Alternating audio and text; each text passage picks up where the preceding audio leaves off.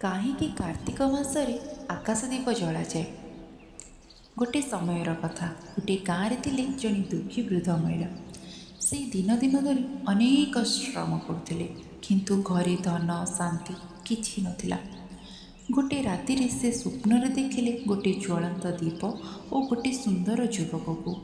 ସେ ସୁନ୍ଦର ଯୁବକ ତାଙ୍କୁ ସ୍ୱପ୍ନରେ ଆସି କହିଲେ, ମୁଁ ହେଉଛି କାର୍ତ୍ତିକ।